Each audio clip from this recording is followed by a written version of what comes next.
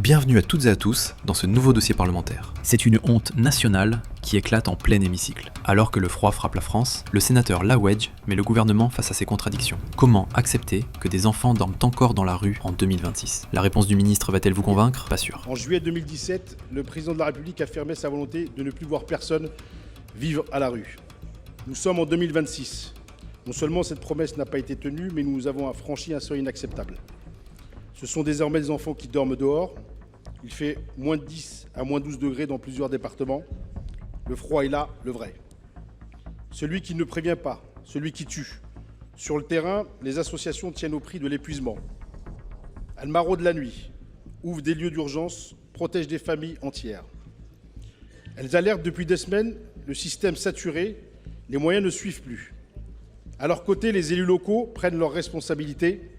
Des maires ouvrent des gymnases, mobilisent des bâtiments municipaux, activent leurs services sociaux. Ils agissent dans l'urgence, souvent seuls, sans visibilité durable sur l'accompagnement de l'État. Pendant ce temps, le 115 est saturé, des milliers d'appels restent sans réponse. Les chiffres sont là, 350 000 personnes sont sans domicile en France. Chaque nuit, des milliers dorment dehors, dont des enfants entre 2 et 3 000, selon les dernières estimations. Dans le même temps, 2,3 millions de logements sont vacants. Monsieur le ministre, le plan Grand Froid a été activé ici ou là, mais ce n'est pas une politique, c'est une gestion de crise répétée, hiver après hiver. On improvise quand le froid arrive, on referme quand il repart, et on laisse associations et collectivités absorber le choc. Alors je vous demande clairement, comment l'État va-t-il soutenir immédiatement et durablement les associations ? Comment l'État va-t-il soutenir immédiatement et durablement les élus locaux, aujourd'hui en première ligne, pour protéger celles et ceux que la République laisse dehors ? Quand l'État assumera pleinement sa responsabilité en mobilisant réellement tous les leviers disponibles, y compris les logements vacants, pour garantir un hébergement en priorité pour les femmes et les enfants. Parce qu'on ne peut pas, monsieur le ministre, parler de dignité humaine le jour et laisser mourir de froid la nuit. Je vous remercie.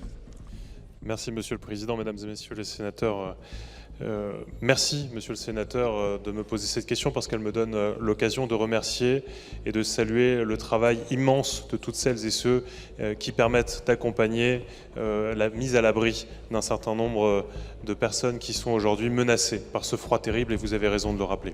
Donc merci aux agents publics, merci aux associations, merci aux nombreux bénévoles et merci aux élus locaux qui se mobilisent. C'est extrêmement important de le rappeler. Vous parlez d'improvisation, Monsieur le Sénateur, je regrette. Il n'y a pas d'improvisation, le plan Grand Froid est anticipé, il répond à des critères objectifs. Chaque préfecture le déclenche en fonction des conditions météorologiques. Donc il n'y a pas d'improvisation, il n'y a pas d'arbitraire en cela, c'est très objectivé. Et pardon de le dire, au-delà du plan Grand Froid spécifiquement, le plan hivernal a été déclenché dès novembre de manière à donner un maximum de moyens.